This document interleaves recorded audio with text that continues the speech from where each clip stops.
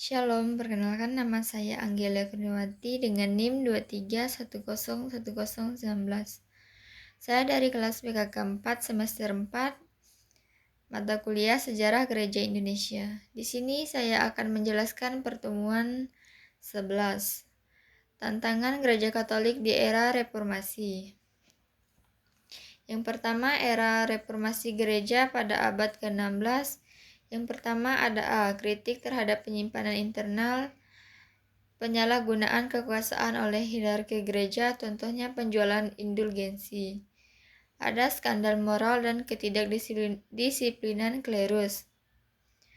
Korupsi dalam struktur kepausan dan administrasi gereja. Yang B, ada tantangan teologis dan doktrinal. Reformasi mempertanyakan ajaran gereja seperti keselamatan oleh iman dan peran oleh otoritas kitab suci.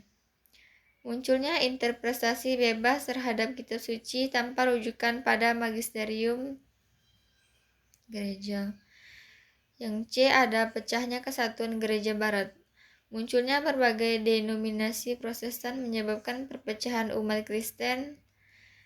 Selanjutnya, gereja Katolik kehilangan banyak umat dan kekuasaan politik di wilayah tertentu. Yang D, kebutuhan akan pembaharuan internal. Reformasi internal melalui Konsili Trente pada tahun 1545 sampai 1563. Pembaruan liturgi, pendidikan iman, dan disiplin gereja. Selanjutnya didirikannya Serikat Yesus atau yang disebut SJ untuk membela iman dan pendidikan. Yang kedua, era reformasi dalam konteks Indonesia pada tahun 1998.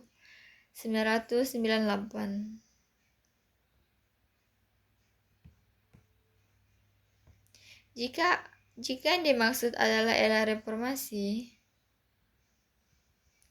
di Indonesia atau pasca jatuhnya Orde Baru, maka tantangan gereja Katolik berbeda dan lebih kontekstual dengan kehidupan sosial politik Indonesia. Yang pertama ada pluralisme dan radikalisme. Tantangan dalam hidup berdampingan secara damai di tengah pluralitas agama, meningkatnya intoleransi dan kekerasan berbasis agama di beberapa wilayah.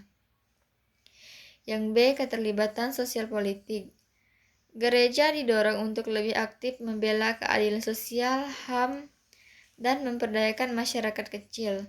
Selanjutnya ada tantangan menjaga netralitas politik sambil tetap bersuara terhadap ketidakadilan. Selanjutnya ada C, krisis moral dan identitas. Kaum muda Katolik menghadapi krisis identitas iman di tengah arus sekularisme. Keluarga juga menghadapi tantangan dalam membina iman anak-anak di tengah arus globalisasi.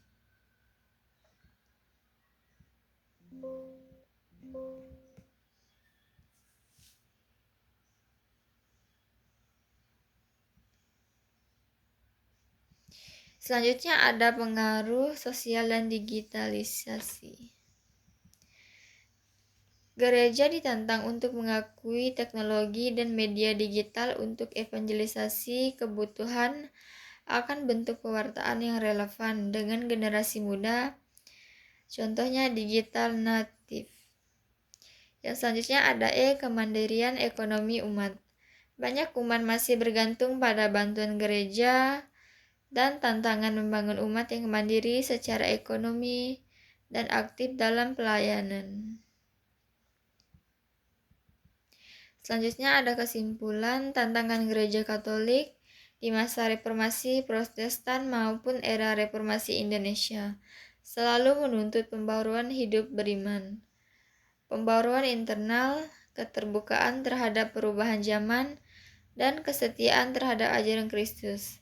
Gereja dipanggil untuk tetap menjadi garam dan terang dunia dalam konteks yang selalu berubah. Sekian hasil resum dari saya pada pertemuan 10. Saya ucapkan terima kasih. Shalom.